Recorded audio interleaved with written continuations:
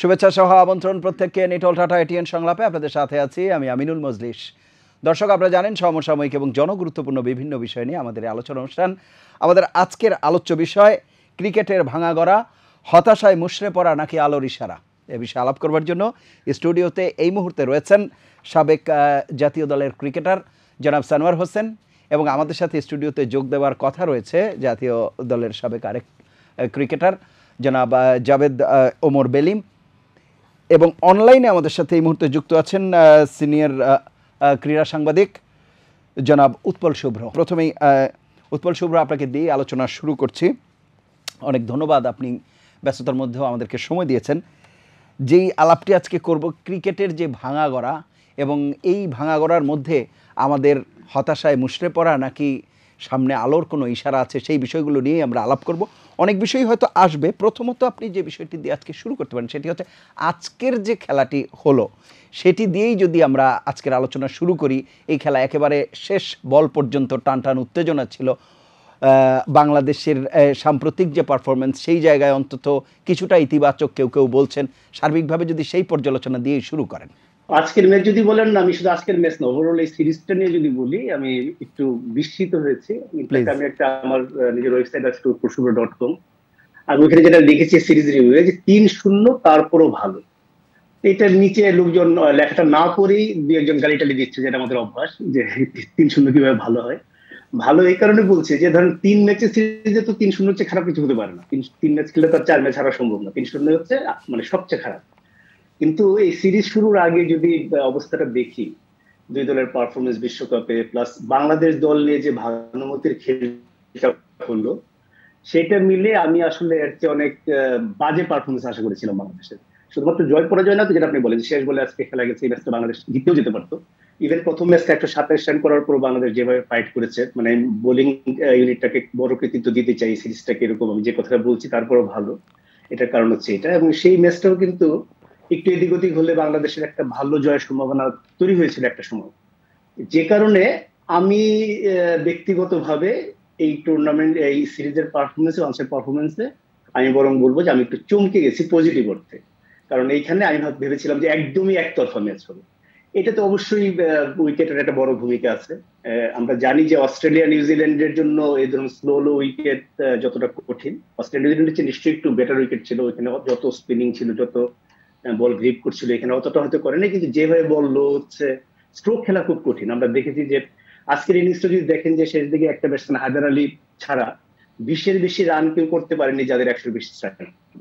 তো বাংলাদেশ যখন ব্যাট করে তখন আমরা মনে করি 9 স্লো খেলেছে, অমুক স্লো খেলেছে। পাকিস্তানে যারা বড় বড় স্ট্রোক মেকার, তারাও কিন্তু স্ট্রাগল করেছে। তো এটা যেটা হয়, যখন উইকেট যখন এরকম হয়, তখন একটা খুব ভালো দল আর একটু খারাপ দল, এই দুইটা দলের পার্থক্য একটু কমিয়ে দেয় এই উইকেটটা। এইটাই হয়তো একটা বড় ভূমিকা রেখেছে। কিন্তু আমি যদি সত্যি কথা যদি বলেন, আমাকে সিরিজের শুরুতে যদি জিজ্ঞেস করতেন, আমার প্রেডিকশন 3-0 ছিল। কিন্তু সেই 3-0 দুইটা ম্যাচে বাংলাদেশ জিততে পারে এইরকম কোনো আশা ছিল না ওইটার ভিতরে। সেদিকটা বলতে পারেন আপনি, যে কি যেন একটা বললেন না, অন্ধকারে যাও না আলোর ইশারা। তো ওই শুধুমাত্র এই সিরিজটা ধরে নিলে সেটা আমি বলবো যে এই যে দল আমাদের একদম একটা কি বলবো, একটা ভাঙাগড়ার যে খেলাটা বললেন, এই ভাঙাগড়াটা এমন হয়েছে, এবং আমরা পরিষ্কার নাই ভাঙাগড়াটা কেন হলো। মানে ভাঙলেন যে আপনি, সেটা কি করার উদ্দেশ্যে ভাঙলেন, সেটা নট নেসেসারিলি এই সিরিজে হতে হবে, সেটা 6 মাস পরে হতে পারে, 1 বছর পরে হতে পারে। চিন্তাটা কি, কার জায়গায় কে আসলো, কেন আসলো, মানে এই চিন্তাটা আমি পরিষ্কার পাইনি নির্বাচকদের কাছ থেকে। যে কারণে এই দলটা একটা একদমই অগোছালো একটা দল, এবং বিশ্বকাপের একটা বড় বিপর্যয়, এবং এত সমালোচনা হয়েছে আমাদের দেশে যেটা হয় ক্রিকেট নিয়ে, সবারই এটা আগ্রহের কেন্দ্রবিন্দু থাকে। সবকিছু মিলিয়ে পাকিস্তান সেমিফাইনালে হেরে গেছে সত্যি, কিন্তু probably Pakistan was one of the better team in world cup. মানে সেমিফাইনালটা ওয়ান অফ ম্যাচ হেরে গেছে, কিন্তু এর পর্যন্ত তারা যে খেলাটা খেলেছে, সেখানে আমি বলবো যে এই পারফরমেন্স বরং আমাদের খুশি থাকা উচিত। জি, অসংখ্য ধন্যবাদ। আমি আবারও আসবো আপনার কাছে। আমি একটু শুনে আসি জনাব সানোয়ার হোসেন, আপনি শুনছিলেন এই সিরিজের বিষয়টি যদি আগে আপনি শুরু করেন। হ্যাঁ, উৎপলদা যেটা বললো এটা শিওর যে বাংলাদেশ এই সিরিজটা যখন শুরু করেছিল, পাকিস্তান যে ওয়েতে ওয়ার্ল্ড কাপ পারফরমেন্স করে আসছে আর বাংলাদেশ যে ওয়েতে ওয়ার্ল্ড কাপ শেষ করেছে, ডেফিনেটলি এই সিরিজটা কোনো মতেই আমরা সবাই এত আশাবাদী ছিলাম না যে বাংলাদেশ এখানে হামারি কিছু করবে। প্লাস হলো বাংলাদেশ টিমটা যে চেঞ্জেস হয়েছে, তো এর মধ্যে এটাও হতে পারতো আজকে আমরা আলোচনা করতে পারতাম হয়তো বা 2-1 বাংলাদেশ সিরিজ জিতেছে। ওই প্ল্যাটফর্মটা কিন্তু বাংলাদেশ তৈরি করেছিল বিকজ অফ এই মিরপুর উইকেট। এই উইকেটে আসলে বড় দল ছোট দল খুব একটা ডিফারেন্স তৈরি করা যাবে না এখানে। মানে এখানে যেহেতু টি-20 ফরম্যাট, আরও ডিফারেন্সটা কমে যায়। টি-20 ফরম্যাটে কিন্তু এমনি 20 ওভারে খেলা শর্টার ভার্সন, এবং ওইখানে যদি উইকেটটা থাকে মিরপুর উইকেট, এখানে আরও ডিফারেন্সটা আরও কমে যায়। এটা একটা বড় কারণ। ওভারঅল মিলে বাংলাদেশে কিন্তু হয়তো বা বাংলাদেশ এই সিরিজ থেকে অনেক বেশি হয়তো একটা দুটা ম্যাচ জিতে গেলে বাংলাদেশ হয়তো কনফিডেন্স ব্যাক করতো। কিন্তু আমি বলবো যে জায়গাটা মাইনাস পয়েন্ট যেটা হলো বাংলাদেশের যে বড় প্রবলেমটা, বাংলাদেশের ব্যাটসম্যানটি যে রান করতে পারছে না। এই ধরনের উইকেটে খেলে, মিরপুরের মতো উইকেটে খেলে বাংলাদেশে এই কনফিডেন্সটা, ব্যাটসম্যানদের কনফিডেন্সটা ব্যাক করা ভেরি ডিফিকাল্ট। দেখেন একটা টিম যখন সাকসেসফুল হয়, ওইটার ক্যাপ্টেন বলেন, কোচ বলেন যে অনেক সাকসেসফুল হয় বিকজ অফ প্লেয়ারদের পারফরমেন্সে। প্লেয়ারদের এক্সট্রাঅর্ডিনারি পারফরমেন্স থাকলে অটোমেটিকলি কিন্তু কোচ সাকসেসফুল বা ক্যাপ্টেন সাকসেসফুল তখন বলা হয়। সেম একটা সময় যখন ওয়েস্ট ইন্ডিজ অস্ট্রেলিয়া টিম ছিল রিকি পন্টিংয়ের সময়, অসাধারণ সব পারফর্মার ছিল, তখন অটোমেটিকলি যখন ম্যাচ জিততো সবাই captain successful, coach successful, team successful. কিন্তু বর্তমান সময় আমাদের যে প্লেয়ারদের রিসোর্সটা, মানে ওই ক্যাপাবল প্লেয়ারের সংখ্যা কমে গিয়েছে। একটা সময় আমরা অনেক ইম্প্যাক্ট ছিল 5টা প্লেয়ারের, বিশেষ করে পঞ্চবাড়ার কথা যারা বলা হয়, তো ওরা যখন একসাথে টিমে ছিল, বাংলাদেশ টিমের একটা ডিফারেন্ট ইম্প্যাক্ট ছিল ওদের পারফরমেন্সটা, প্লাস হলো ইয়াং ক্রিকেটের কন্ট্রিবিউশন, সব কিছু মিলে বাংলাদেশ পারফর্ম করেছে। এখন কিন্তু রিসেন্ট পাস্টে কিন্তু বাংলাদেশের এই 4 মাসের ভিতর চলেই গিয়েছে, তারপরে এই 4টা প্লেয়ার কিন্তু একসাথে কখনো আমরা পাইনি। আর ওয়ার্ল্ড কাপের পরে উৎপলদা যেটা বললো যে অনেকগুলি চেঞ্জেস হয়েছে কিন্তু সাকিব অটোমেটিকলি ইনজোর্ড, তার সাইফুদ্দিন ইনজোর্ড, এবং লিটন সৌম্য যেই পরিস্থিতিটা হয়েছিল ওদের চেঞ্জ করাটা অবধারিত ছিল। 4টা বড় চেঞ্জ কিন্তু এখান থেকে হয়ে গিয়েছে। আর একটা মেজর চেঞ্জ হয়েছে যেটা মুশফিকুর রহিম, এইটা একটা ভাইটাল পয়েন্ট ছিল। মুশফিকের চেঞ্জ সব কিছু মিলিয়ে একেবারেই ইয়াং টিম, এই টিমটার কাছে খুব বেশি এক্সপেকটেশন যে আমাদের কাছে ছিল তা না, তবে এই টিমটা হয়তো বা লং টাইম এদেরকে নার্সিং করলে, এদের প্রিপারেশন সময় দিলে হয়তো বা একটা সময় চেঞ্জেস হবে, বিশেষ করে টি-20 ফর্মেটে। আমার মনে হয় ওয়ান ডে ফর্মেট বা টেস্ট ফর্মেটে আমাদের কিন্তু খুব বেশি মেজর চেঞ্জেস নাই। আমার টেস্ট টিমে কিন্তু অনলি 2টা চেঞ্জেস হয়েছে বিকজ অফ যেহেতু এই সিরিজে মাহমুদুল্লাহ রিয়াদ রিটায়ার্ড করেছে, এই সিরিজের অ্যাভেলেবেল না, সাকিব এখনও অনিশ্চিত। 2টা চেঞ্জেস স্বাভাবিক, ওই 2টা চেঞ্জ প্লাস হলো কিছু ইঞ্জুরি আছে, ফাস্ট বোলারদের ইঞ্জুরি, তাসকিন ইনজুর্ড, খুব বেশি চেঞ্জেস কিন্তু হয় নাই। টি-20 ফর্মেটে একটা জায়গায় হয়তো বাংলাদেশের চেঞ্জেস করার সুযোগ ছিল এবং অপরচুনিটি তৈরি হয়েছে, ওয়ার্ল্ড কাপের পারফরমেন্স, কিছু ইনজুরি, সব কিছু মিলে কিন্তু এই চেঞ্জেসটা তৈরি হয়েছে। জি, এটি একটি বিষয়। আপনার কাছে আজকের ম্যাচের কথা যদি বলি, শেষ ওভারে এসে মাহমুদুল্লাহ নিজে বল নিয়ে নেওয়া, এটি কি আপনার কাছে কি মনে হয় যে যথেষ্ট একটা সাহসিকতার পরিচয় দিল কিনা সে, যে এটা অন্য কারো হাতে বল তুলে না দিয়ে দায়িত্বটা সে, কারণ আমরা জানি শেষ ওভারে অনেক কিছু হতে পারে, যেরকম স্তুতি আসতে পারে সেরকম নিন্দাও আসতে পারে, সেই ঝুঁকিটা সে নিয়েছে, আপনার কাছে মনে হয় কিনা? অপশন ছিল না মাহমুদুল্লাহ, কিন্তু অপশন ছিল না বিকজ মাহমুদুল্লাহ ওইখান থেকে সবচেয়ে ক্যাপাবল ছিল, যে অপশনগুলি ছিল মাহমুদুল্লাহ সবচেয়ে ক্যাপাবল, এবং মাহমুদুল্লাহ কিন্তু এই ধরনের এক্সপিরিয়েন্স অনেক আছে। বিশেষ করে ডোমেস্টিক ক্রিকেটে যদি দেখেন, বিপিএলের অনেকগুলি ম্যাচ কিন্তু এরকম একেবারে লাস্ট মুমেন্টে এরকম মুমেন্টে বোলিং করে ম্যাচ জেতানোর অ্যাবিলিটি কিন্তু মাহমুদুল্লাহর আছে, এবং মাহমুদুল্লাহ কিন্তু ওভারঅল কিন্তু অসাধারণ বোলিং করেছে ওই সময়টা, ওই প্রেশারে ম্যাচটা কিন্তু একটা সময় মনে হয়েছিল যে আমরা জিতেই যাচ্ছি। এইটা হয়তো বা লাখটা ওই সময় ফেভার করে নাই, ওভারঅল কিন্তু অসাধারণ পারফর্ম করেছে মাহমুদুল্লাহ ওই সময়টায়। জি, জনাব উৎপল শুভ্র, মাহমুদুল্লাহর ক্যাপ্টেন্সি কিভাবে দেখছেন? ক্যাপ্টেন্সি তো মানে মাহমুদুল্লাহর জন্য মায়া লাগছে, আমাদের করতে মায়াও লাগছে, আবার একটু রাগ হচ্ছে যে মায়াটা লাগছে যে এই পুরো সিরিজের শুরু থেকে যদি আপনি দেখেন যে সিরিজ পূর্ব যে প্রেস কনফারেন্সটা হলো, সেখানে মুশফিকের বাদ পড়া নিয়ে, মানে বাদ অবলিগ রেস্ট, এখানে তো জাতীয় বিতর্ক যে তাকে বিশ্রাম দেওয়া হয়েছে না বাদ দেওয়া হয়েছে। মুশফিক বলেছেন তাকে বাদ দেওয়া হয়েছে, নির্বাচক বিশ্রাম দেওয়া হয়েছে। আমরা এটাকে বলতে পারি বাধ্যতামূলক বিশ্রাম। অনেক সময় হয় না, অফিসে ডিসিপ্লিন ভঙ্গ করলে আপনাকে বিনা বেতনে ছুটিতে পাঠিয়ে দেওয়া হয়, সবেতন ছুটিতে পাঠিয়ে দেওয়া হয়, এরকম মনে হয়েছে পুরো ব্যাপারটা। খুবই অনাকাঙ্ক্ষিত একটা ঘটনা ঘটেছে।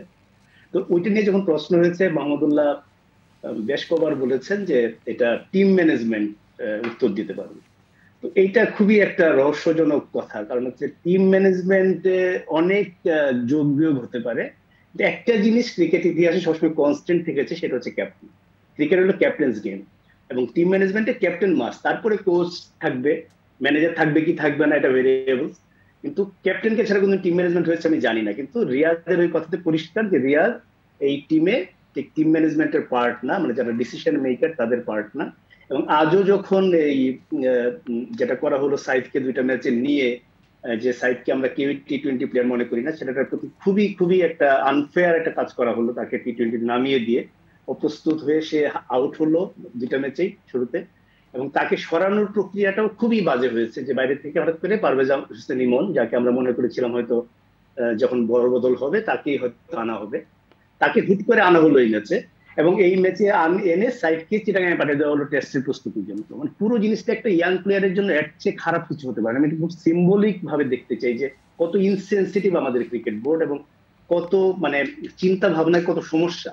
এটা যদি আমি বলি, এইখানেও দেখেন রিয়াদের কোনো স্টে নেই, কারণ সাইফুল যখন তাকে কোশ্চেন করা হয়েছে তিনি আবার একই প্রশ্ন করেছিলেন, টিম ম্যানেজমেন্ট বলতে পারবে। তার মানে বোঝা যাচ্ছে রিয়াদকে আমরা অনেকটা, মানে আমরা বলতে ক্রিকেট বোর্ড, এখানে তারা বাধ্য হয়ে অধিনায়ক রেখেছেন, হয়তো এই মুহূর্তে বিকল্প নাই, একদম ওয়ার্ল্ড কাপের কয়েকদিন পরে তো এই ম্যাচটা ছিল, নানা কিছু মিলিয়ে এটা খুবই রিয়াদের জন্য মায়ের অংশটা হচ্ছে এটা। আর রাগের অংশটা হচ্ছে সেক্ষেত্রে রিয়াদের ক্যাপ্টেন্সি করা উচিত হয়নি। আমার মনে হয় যে আমাদের প্লেয়ারদেরও কিছু স্ট্যান্ড নেওয়ার ব্যাপার আছে। একটা ক্যাপ্টেন যদি তার সম্মান না রেখে তার মর্যাদার হানি হয় এমন কোনো কাজ তাকে করতে বলা হয়, সেক্ষেত্রে আমার মনে হয় কিছু জায়গা আসলে নন নেগোসিয়েবল। এই জায়গাটাতে আমার কাছে খুব মানে লেগেছে। আপনি ক্যাপ্টেন্সি কথা জিজ্ঞেস করলেন, আমার কাছে প্রথমে এটা মনে হলো। আর আজকে লাস্ট ওভারের ক্ষেত্রে যেটা হয়েছে, দ্যাট ওয়াজ ব্রিলিয়ান্ট। 3টা উইকেট লাস্ট ওভারে, 8 রান দরকার এবং ম্যাচ জিতে যাচ্ছিল, এবং খুব ইন্টারেস্টিং একটা ঘটনা ঘটেছে, একটা বল করে সে বল করে দিয়েছিল যেটা পরে ডেড বল হয়েছে। ওটা নিয়ে কন্ট্রোভার্সি হতে পারতো যদি রিয়াদ যদি এটা ইনসিস্ট করতো যে না এটা আউট। কিন্তু ওইটা সানোয়ার যেটা বললেন, একটা ঘটনা ঘটেছে যে তাসকিন হাতে ব্যথা পাওয়ার কারণে এই 4th ওভারের ফার্স্ট বলটা করে তিনি বেরিয়ে গিয়েছিলেন, ওইটা শেষ করেছেন শহীদুল। ফলে যেটা হয়েছে, 2জন রেগুলার বোলারের মিলে 7 ওভার হয়ে গেছে, তারা আর কি গোল করতে পারছে না। সেক্ষেত্রে রিয়াদের একমাত্র অপশন ছিল আফিফের দিকে যাওয়া, মানে আর ওইভাবে তো নন কোনো বোলার আর নাই।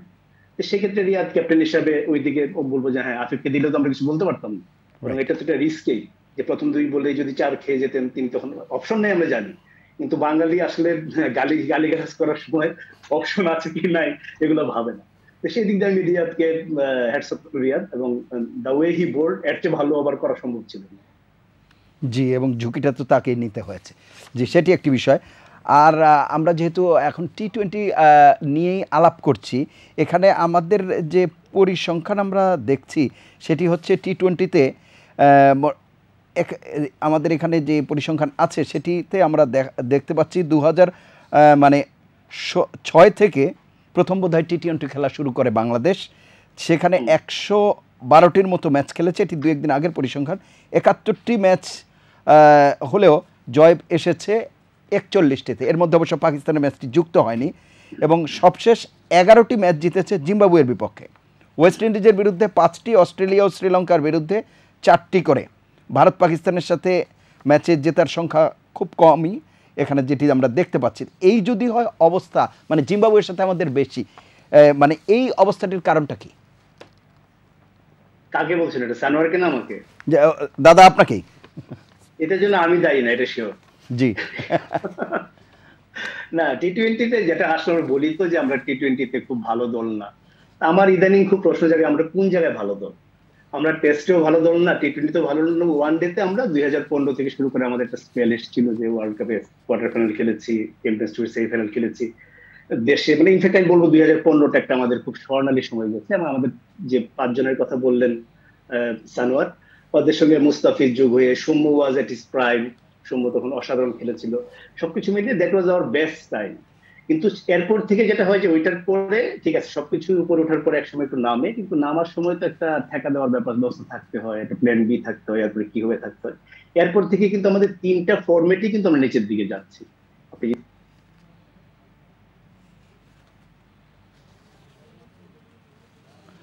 দাদা আপনার অডিওটা মিউট হয়ে গেছে।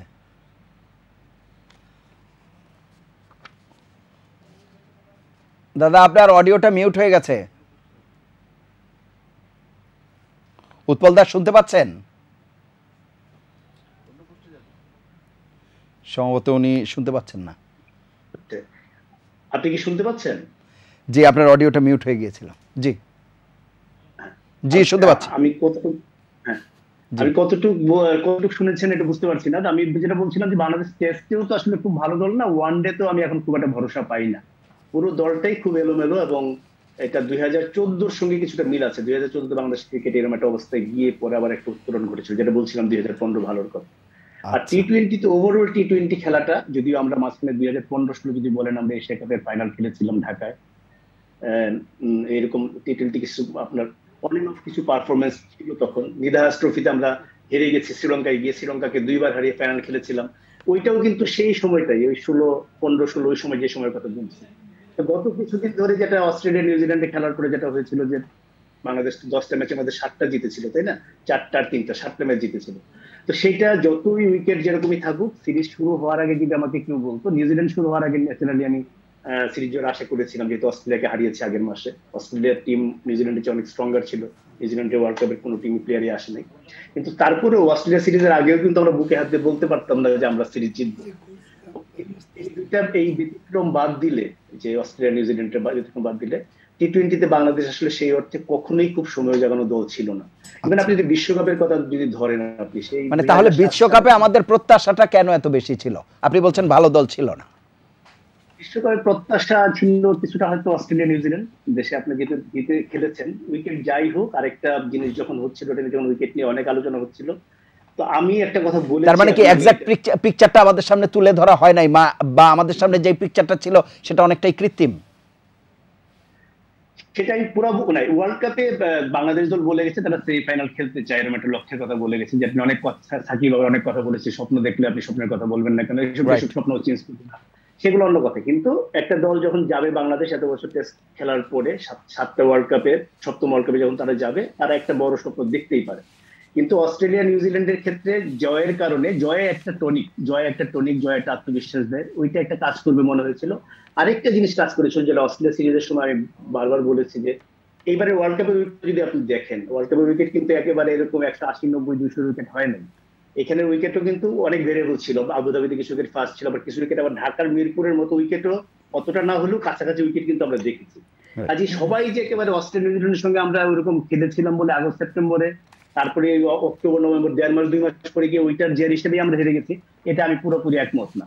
আমরা অস্ট্রেলিয়া নিউজিল্যান্ডের যেই দলটা এসেছিল সেখানেও যারা পারফর্ম করেছিল তারাও সবাই যে বিশ্বকাপের মানে মূল পর্বে যখন খেলা হয়েছে সেই টিমটাই ছিল, সেখানেও তো কিছুটা তারতম্য ছিল না। নিউজিল্যান্ডের তো মূল টিমের কেউ আসেই নেই বাংলাদেশে, অস্ট্রেলিয়ার এসেছিল। এবং অস্ট্রেলিয়া যদি বলেন না, অস্ট্রেলিয়ার বেস্ট প্লেয়ার ছিলেন মিচেল মার্শ বাংলাদেশে, এবং মিচেল মার্শ ওয়ার্ল্ড কাপেও খুব ভালো করেছেন।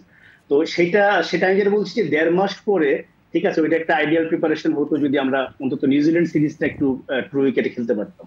কিন্তু এইটার কারণেই বাংলাদেশ বিশ্বকাপে এরকম খারাপ করেছে, এটা পুরোপুরি এই দায়টা আমি মানতে রাজি না। আমার মনে হয় বিশ্বকাপে খারাপ করার অনেকগুলো কারণের মধ্যে একটা হচ্ছে বাংলাদেশ খেলার চেয়ে ধুলা নিয়ে ব্যস্ত ছিল বেশি। আপনি প্রথম ম্যাচে স্কটল্যান্ডের সঙ্গে হেরে যাওয়া, that was a very vital. বাংলাদেশের স্টার্টটা খুবই ইম্পর্টেন্ট বাংলাদেশের জন্য। ওই ম্যাচটা হারার পরে বাংলাদেশ কোনো একটা ম্যাচ রিল্যাক্স খেলতে পারেনি। স্কটল্যান্ডের সঙ্গে হারার পরে সেকেন্ড রাউন্ডে কোয়ালিফাই করতে পারবে কিনা, যেটা ভয়ঙ্কর একটা বিপর্যয়, সেটা নিয়ে তারপরের ম্যাচ খেলেছে। ওমানের সঙ্গে ম্যাচ অর্ধেক পর্যন্ত তারা আসলে মোটামুটি বলতে এনিবডিজ ম্যাচ ছিল। তারপরে যখন চূড়ান্ত পর্বে গেল, চূড়ান্ত পর্বে দেখা গেল there is no easy team. এই গ্রুপে সবগুলা টিম খুব স্ট্রং। সেখানে দেখেন শ্রীলঙ্কা এবং ওয়েস্ট ইন্ডিজের সঙ্গে ম্যাচটা কিন্তু বাংলাদেশ প্রায় জিতেই গিয়েছিল, একটু এদিক ওদিকে জিতে যেত। এটা ঠিক আছে, ক্রিকেটে এরকম যদি, কিন্তু এরকম জায়গা নেই।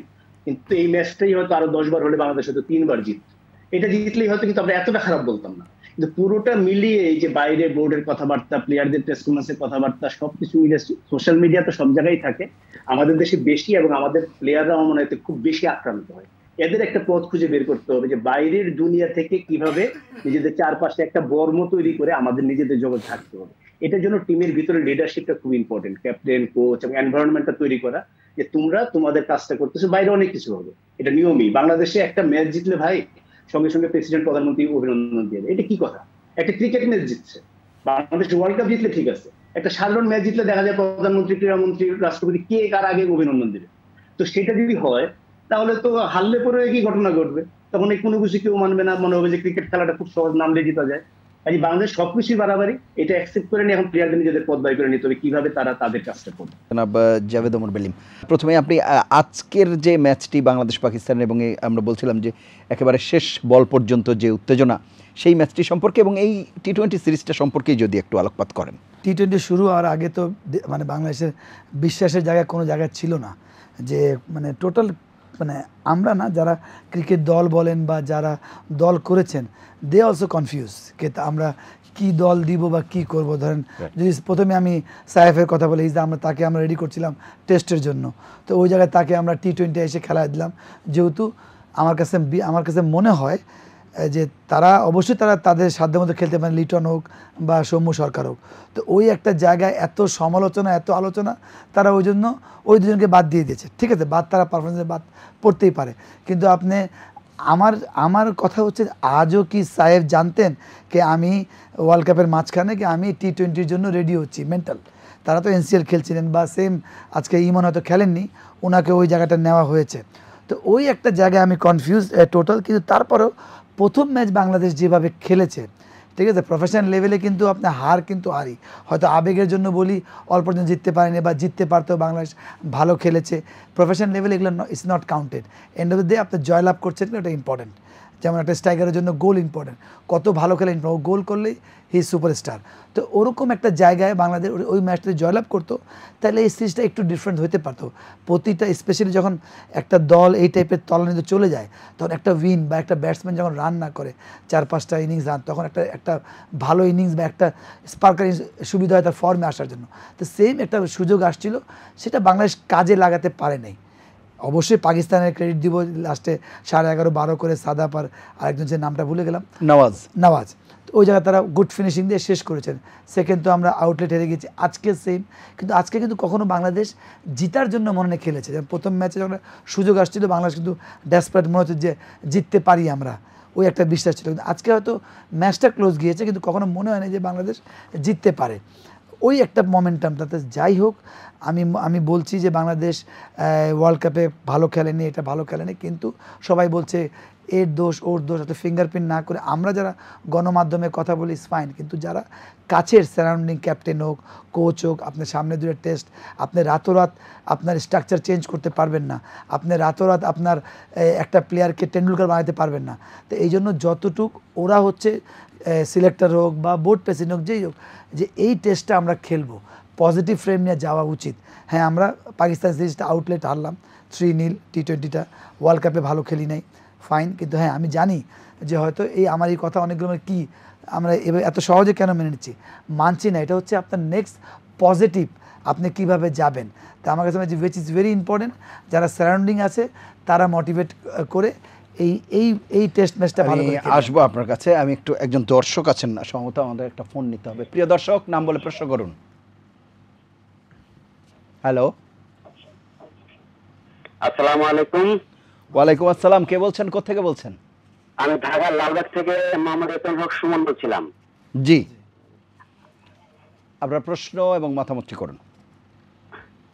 জি, আমি জাভেদ ওমর বেনিন ভাইয়ের কাছে বলতে চাই। জি প্লিজ। আপনার টেলিভিশনের ভলিউমটা শূন্যে নামিয়ে নেবেন। জি জি জি, আসসালামু আলাইকুম। আসসালাম। আজকে আরেকটি হতাশার দিন পার করলাম আমরা। আসলে হতাশা কি কষ্টের একটি দিন, কষ্টে বুক বেঁধে আমরা আজকে অশ্রু শক্ত সিক্ত নিয়নে আমরা আজকে দিনটা পার করলাম। আজকে আমরা জিততেও পারতাম, কিন্তু যেটা আমাদের আসলে নিয়তিতে নাই, ভাগ্যে নাই, লড়াতে নাই, যেটাই আমরা বলি না কেন, সেই বিশ্বকাপ থেকে নিয়ে শুরু করে এই পর্যন্ত আমাদের খেলোয়াড়দের মধ্যে এক ধরনের হতাশা, অস্থিরতা এবং জেতার মানসিকতা কেন যেন ঠিক আমরা বুঝতে পারছি না। এই বাংলাদেশ থেকে আমরা তো দেখিনি আগে কখনো এই ধরনের অস্থিরতা, এই ধরনের হতাশা। আসলে তাদের মধ্যে একটা জেতার যে মানসিকতা, তারা খেলার আগে হেরে যাওয়ার যে একটা প্রবণতা তাদের মধ্যে আমরা দেখছি। এটা কেন? এক নাম্বার। দুই নাম্বার, দলের নির্বাচক প্যানেল প্লাস ক্রিকেট বোর্ডে যারা আছেন তাদের মধ্যে একটা অস্থিরতা, কোচিং প্যানেলে যারা আছেন তাদের মধ্যে একটা অস্থিরতা, টোটাল সমন্বয়হীনতার একটা যে প্রভাব আমরা লক্ষণ করছি। এটা কি কোনো অশুভ সংকেত কিনা আমাদের ক্রিকেটের জন্য?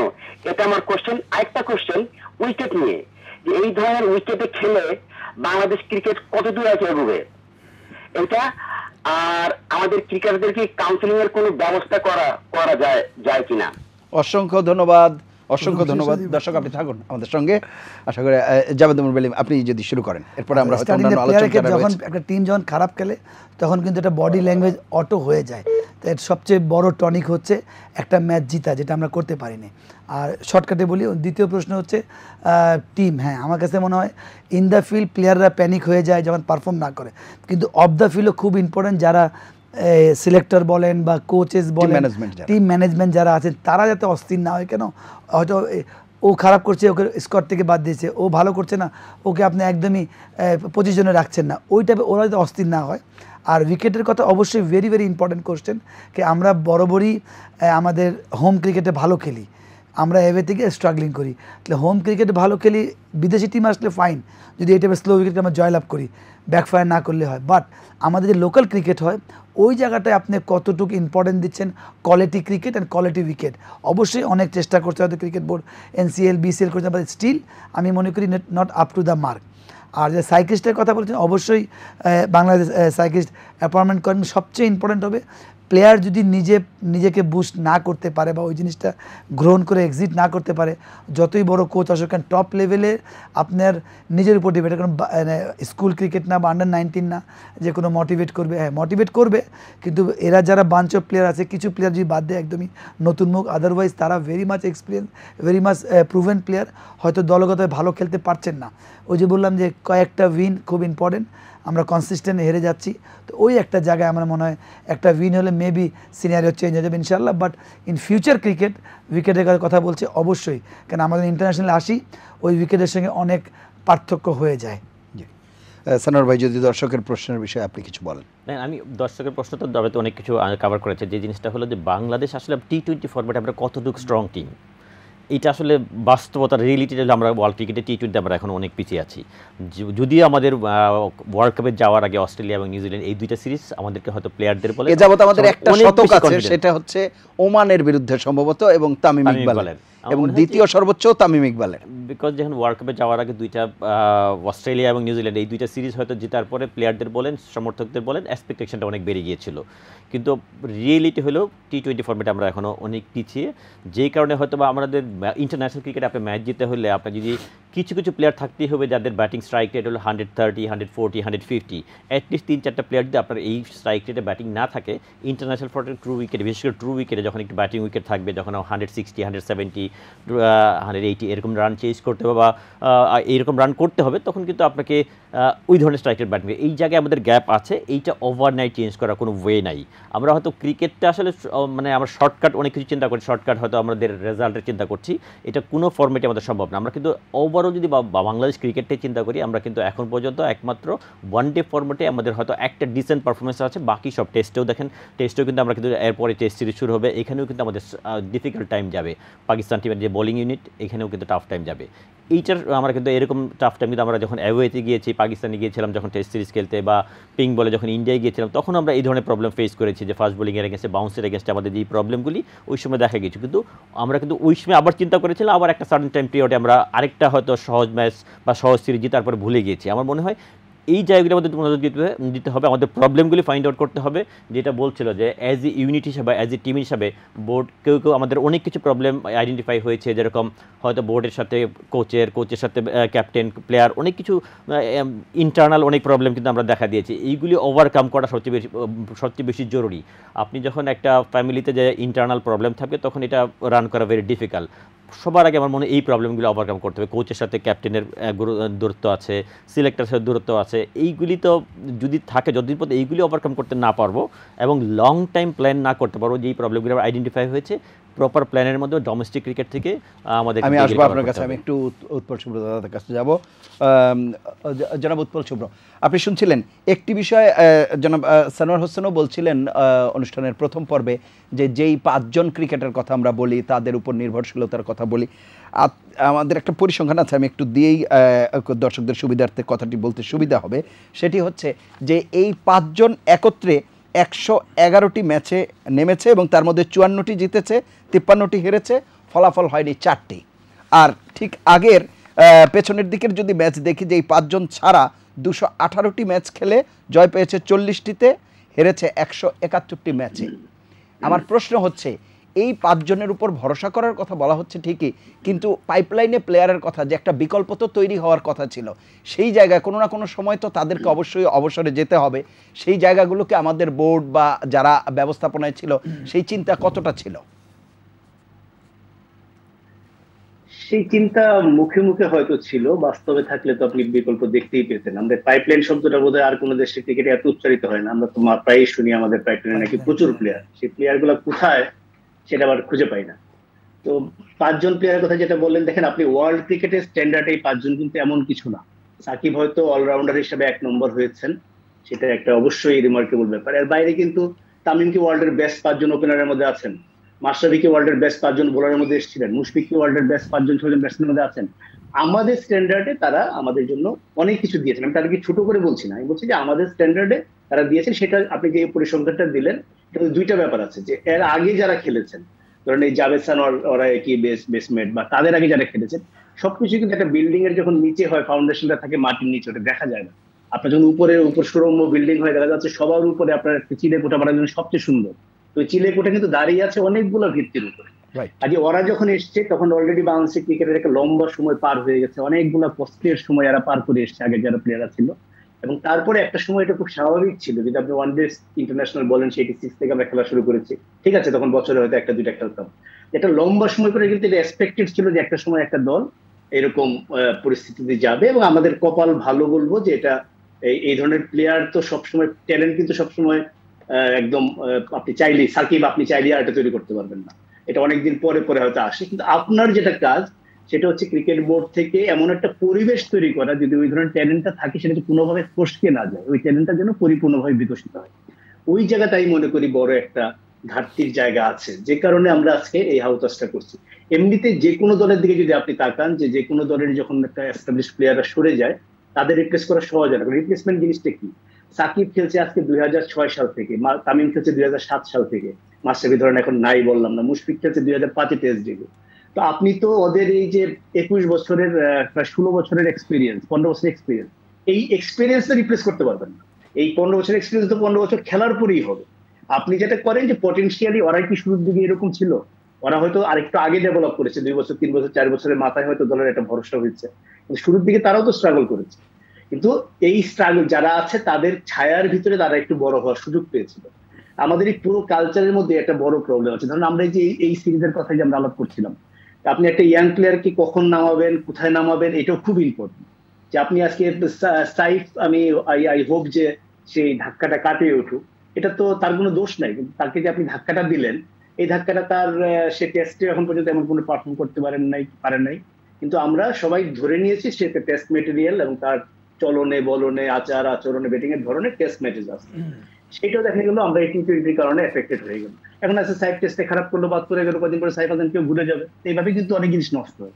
তো সানোয়ার যে কথাটা বলছিলেন ওটা খুব ইম্পর্টেন্ট, যে আপনি একটা সিরিজ, একটা ট্যুর, একটা ওয়ার্ল্ড কাপ, এগুলো যখন আসবে ন্যাচারালি আমি ওইটাকে কেন্দ্র করি, তখন আমি আমার সব মনোযোগটা দিব। এর বাইরে কিন্তু চোখের আড়ালে অনেক কাজ আছে যেগুলো আমি নিয়মিত করে যাব। ওই প্রসেসগুলো যদি ঠিক থাকে, সেটা কি? সেটা সারা দেশে খেলা। আমি যেটা বলি যে বাংলাদেশ ক্রিকেট বোর্ড তো ঢাকা ক্রিকেট বোর্ড, সবকিছু ঢাকা কেন্দ্রিক। আজকে পটুয়াখালীর একটা ছেলেকে যদি প্র্যাকটিস করতে হয়, তাকে ঢাকায় আসতে হয়, এবং সেই প্র্যাকটিস করার জায়গাও কিন্তু নাই। আমাদের ক্লাবগুলা কোটি কোটি টাকা খরচ করে টিম করার জন্য, এবং ক্লাবগুলারই তো দাপট। বিসিবি মানে হচ্ছে ক্লাব, আপনার সবচেয়ে বেশি ডিরেক্টর হচ্ছে ক্লাবের। একটা ক্লাবের তো ভালো প্র্যাকটিস ফেসিলিটিস নাই, একটা ক্লাবের তো ভালো জিম নাই, একটা ক্লাবের তো প্রপার কোচিং স্টাফ নাই। তারা হলো ক্রিকেট বোর্ডের দণ্ডমন্ডলের কর্তা, তারাই বাংলাদেশ ক্রিকেট চালায়। তো এইসব প্রশ্ন আলোচনা করলেন না, তখনই একটা টি-20 সিরিজে হারলো না ওয়ার্ল্ড কাপে হারলো, পুরো জিনিসটা হাস্য করলাম। আসল জিনিসের খবর নাই। ওগুলো যদি ঠিক থাকে, তারপর আপনি কখনো জিতবেন, কখনো হারবেন। অস্ট্রেলিয়া খারাপ সময় গেছে না, শ্রীলঙ্কা আমাদের চোখের সামনে দেখি নাই? শ্রীলঙ্কা মুরালি, জয়বর্ধনে, সাঙ্গাকারে চলে যাওয়ার পরে কি হয়েছে? ওই প্লেয়ার তো রিপ্লেস হবে না রাতারাতি, কিন্তু ওরা তো হেরেছে, বাজে খেলেছে। আমরাও তো শ্রীলঙ্কার সঙ্গে খেলার সময় মনে হচ্ছে ওরা আমাদের যে বাজে দল। সেই শ্রীলঙ্কা দেখেন আবার কামব্যাক করার কিন্তু ইঙ্গিত তারা দিচ্ছে। এটা হচ্ছে ধৈর্য ধরে ওই প্রসেসটা ঠিক রাখা।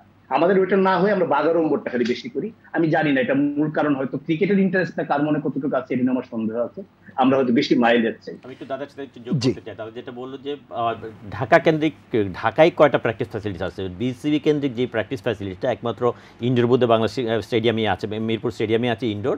বাকি কিন্তু ঢাকা শহরেও কিন্তু মানে অফ সিজনে ক্রিকেট সিজন, বাংলাদেশে কিন্তু সারা বছর এখন ক্রিকেট হয়, কিন্তু রেইনি সিজনে তো কিন্তু প্র্যাকটিস করার জন্য প্রপার ফ্যাসিলিটিস কিন্তু ঢাকায় তো নেই। সারা বাংলাদেশে কোথাও ওই ধরনের প্রপার প্র্যাকটিস ফ্যাসিলিটিস নাই।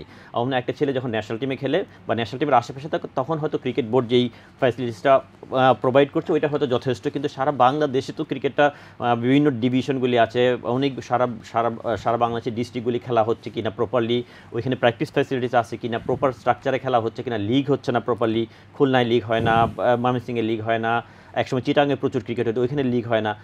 এই জায়গাগুলি অনেক বড় গ্যাপ হয়ে গেছে। শুধু আমরা ক্রিকেট বোর্ড যে কাজটা করছে ওইটা হয়তো মনিটরিং হচ্ছে, ওই জায়গাটা হচ্ছে কোনো জায়গায় অনেক, তারপরেও যদিও ক্রিকেট বোর্ডই এই জায়গাগুলি মনিটর করার কথা, ক্রিকেট বোর্ড হয়তো অ্যাজ এ বোর্ড হিসেবে, মেইন বোর্ড হিসেবে তারা হয়তো এইগুলি লুক আফটার করলে হয়তো বা এই জায়গাগুলি যখন ওভারকাম করতে পারবে তখন ডে বাই ডে আসতে আমাদের ক্রিকেটটা হয়তো স্ট্রাকচারটা ইমপ্রুভ করবে। আদারওয়াইজ এই হয়তো একটা দুইটা ওয়ানডে ক্রিকেট বা টি20 ফরম্যাটে হয়তো কিছু সাকসেস পাবো। ওভারঅল দাদা যেটা বললো বেসটা যতদিন পর্যন্ত স্ট্রং না হবে, বিশেষ করে লঙ্গার ভার্সন বা টেস্ট ক্রিকেট, এই জায়গায় যতদিন পর্যন্ত আমরা প্রপারলি ইমপ্রুভ করতে না পারবো, বেসটা স্ট্রং না করতে না পারবো, আমাদের কিন্তু এই ধরনের স্ট্রাগলিং কিন্তু ফেস করতেই হবে। জনাব জাভেদ ওমর বেলিম, আমরা বলছিলাম যে কথাটি উৎপল শুভ্র দাদাও বলছিলেন যে খুব বেশি উচ্চারিত হয় যেই কথাটি যে পাইপলাইনে, তো এই আক্ষেপটা আমাদের থাকে ঠিকই, কিন্তু শেষ পর্যন্ত খুব পরিকল্পনার ছাপ দেখা যায় না। আমরা না পারছি যারা অভিজ্ঞ বলছি বা নির্ভরশীল যাদের প্রতি, তাদেরকে ঠিকমতো বুঝিয়ে রাখতে। অনেকে মান অভিমান ক্ষোভের কারণে হয়তো চলে যাচ্ছে, কাউকে ধরে রাখতে পারছি না, নার্সিং করতে পারছি না, ঠিক একইভাবে নূতন আবার তৈরিও করতে পারছি না। তাহলে এই যে আমরা বলছি যে ওভারনাইট কিছু হবে না, ওভারনাইট কিন্তু আর কতদিন আমাদেরকে এই অপেক্ষা করতে হবে? আপনি যে পর্যন্ত এইভাবে চলবেন আপনাকে সারা জীবন অপেক্ষা করতে পারে। আল্লাহ না করুক, ক্রিকেট মানে একটা এমন জায়গায় চলে গিয়েছে, কিন্তু যাওয়ার জন্য হয়তো 15-20 বছর লেগেছে। আইসিসি চ্যাম্পিয়ন হওয়ার পর অনেক স্ট্রাগলিং, যে দাদা বললো, আমরা 2001-2 যেহেতু আমরা কেনিয়া লেভেল খেলতাম, ওখান থেকে কষ্ট করে আমরা 5-6 বছর, তার মধ্যে এর মধ্যে কিছু ভালো প্লেয়ার চলে আসলো, তামিম, সাকিব, মুশফিক, ওরা একটা অ্যাভারেজ ওয়ানডেতে খেললেন, হয়তো টেস্ট টি20 স্ট্রাগলিং করেন, কিন্তু পাইপলাইনের প্লেয়ার তো অনেক।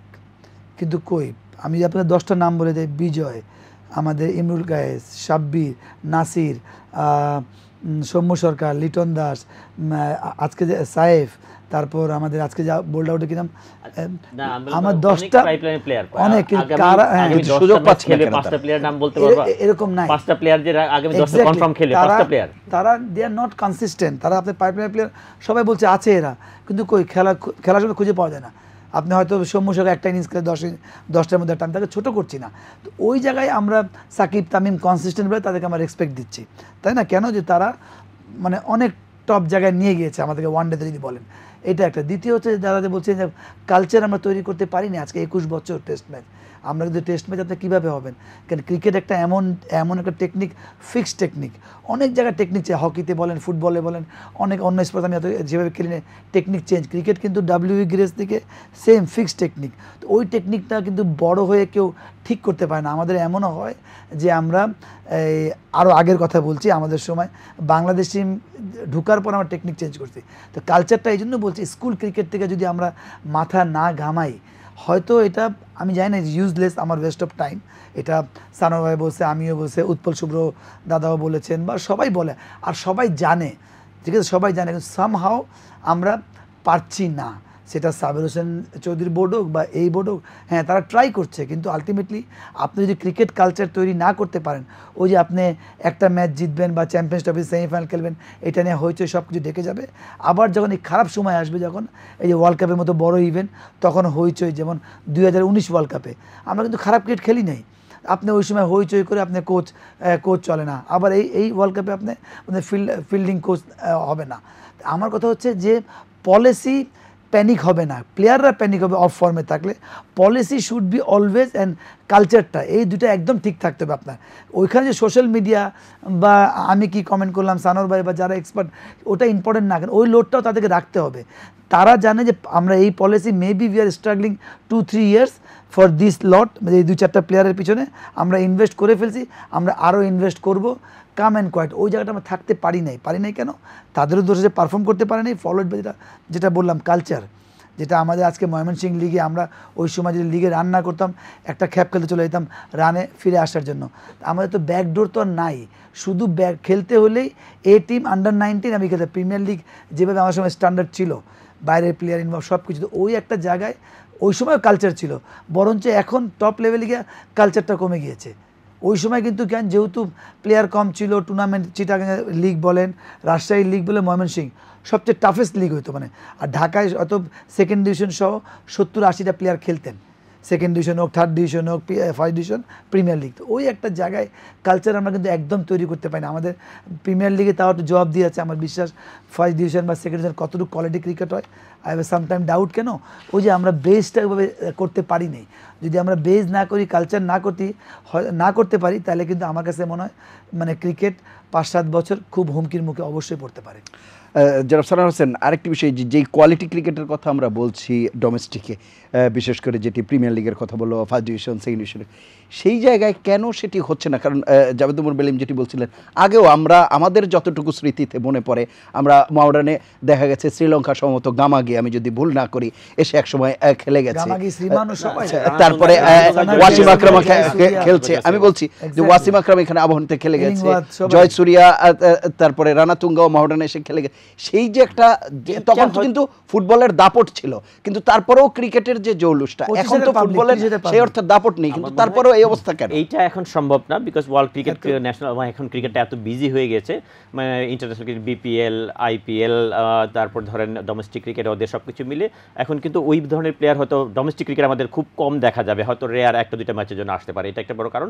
আমরা ক্রিকেট বোর্ডের তো একটা দোষ, মানে কিছু পলিসিগত কিছু প্রবলেম তো আছেই, হ্যাঁ। কিন্তু আরেকটা জিনিস এটাও মাথায় রাখতে হবে, কিছু কিছু প্লেয়ার আমাদের কিন্তু নিজস্ব প্লেয়ারদের কিন্তু বেশ কিছু রেসপন্সিবিলিটি আছে। যদি ধরেন এই যেই নামগুলি বললো, বিজয় বললো, সাব্বির বললো, নাসির বললো, এরা কিন্তু সুপার ট্যালেন্টেড ক্রিকেটার ছিল। এরাও কিন্তু একটা সময় ছিল যখন সাকিব, মুশফিক, তামিমরা যেই ক্লাসের প্লেয়ার ছিল, অলমোস্ট কাছাকাছি লেভেলের প্লেয়ার ছিল, ওরাও কিন্তু নিজের মিসইউজ করেছে। প্লেয়ারদের লাইবিলিটিস আছে, প্লেয়ারদের কিন্তু দায়িত্ব আছে, নিজের যে ক্যারিয়ারটাকে এস্টাবলিশ করতে হবে, লাইফটাকে ডিসিপ্লিন করতে হবে, প্রপার ডিসিপ্লিন, ডিটারমিনেশন, এইটাও কিন্তু একটা বড় ব্যাপার আছে। এবং কিন্তু ওভারঅল কিন্তু ক্রিকেট বোর্ডের দায়িত্বটা তো ক্রিকেট বোর্ডের সবচেয়ে বেশি, বিকজ অফ আপনি কিন্তু প্ল্যাটফর্মটা, প্রিপারেশনটা, আমরা এখন না তাদের পেছনে আমি ইনভেস্ট করছি, তাদেরকে নার্সিং করব না? আমি না, নার্সিং তো অবশ্যই করব, নার্সিং তো করব, কিন্তু প্লেয়ারদের তো নিজের রেসপন্সিবিলিটি আছে। আমি কিন্তু আমার লাইফটাকে কিভাবে ডিসিপ্লিন করব, এটাও প্লেয়ার, বোথ পার্টির কিন্তু রেসপন্সিবিলিটি আছে। ক্রিকেট বোর্ডের রেসপন্সিবিলিটি কি, আমরা যখন এরপরে আমরা হয়তো নিউজিল্যান্ড সিরিজ যাব, আমরা যদি এরকম স্লো উইকেটে খেলি, ডেফিনেটলি ওইখানে যাবো, স্ট্রাগল করব। এইটার প্রিপারেশনটা করতে হবে। ফার্স্ট ক্লাস ক্রিকেট যে ধরনের উইকেটে আমরা প্রিপারেশন নিয়ে যাব, আমরা হয়তো বলি কেন প্লেয়াররা শর্ট বল কেন ছাড়তে পারে না, সুইংয়ের এগেনস্টে কেন ব্যাট চলে যায়, এটা তো একটা হ্যাবিট। এটা কিন্তু আপনার ন্যাচারাল প্রিপারেশন যেভাবে আপনি তৈরি হবেন, সাউথ আফ্রিকান প্লেয়ার বলেন, অস্ট্রেলিয়ান প্লেয়ার বলেন, শর্ট বল দেখলে ওরা হয়তো সাইড শট খেলবে অনায়াসেই। এটা ওদের কালচার, উইকেট সব কিছু সাপোর্ট করে। এইটা যদি আমি আসবো আপনার কাছে, একজন দর্শক আছেন। প্রিয় দর্শক, নাম বলে প্রশ্ন করুন। আমার নাম সোহেল, পাবনা থেকে বলতেছি। জি, আমার নাম সোহেল, পাবনা থেকে বলতেছি। জি সোহেল, আমরা শুনতে পাচ্ছি। আমি বলতে চাই যে বিশ্বকাপের যে 5টা ম্যাচ হলো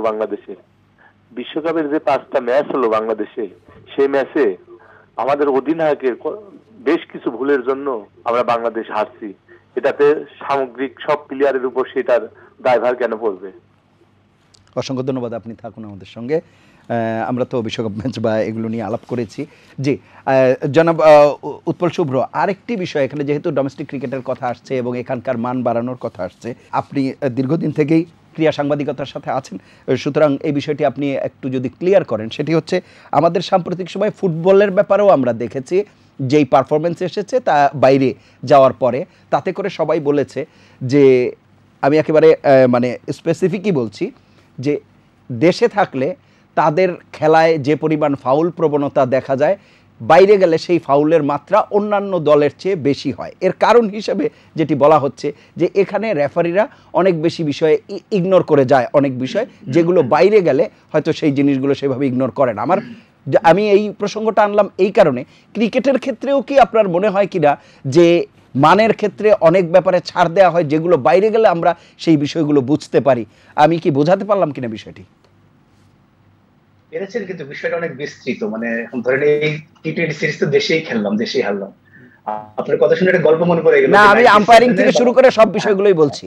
না, আমি বলছি আপনি যেটা বলছেন সেটা নিয়ে আসলে একটা 3 ঘন্টার অনুষ্ঠান হওয়া দরকার। বাংলাদেশের যে সেকেন্ড ডিভিশন থার্ড ডিভিশনের আম্পায়ারিং এর যেগুলো শুনি সব তো দেখার সুযোগ হয় না। যেটুকু শুনি তার যদি 10% সত্যি হয় তাহলে বাংলাদেশের ক্রিকেটের ভবিষ্যৎ আসলে যেটা হওয়ার কথা সেটাই হচ্ছে।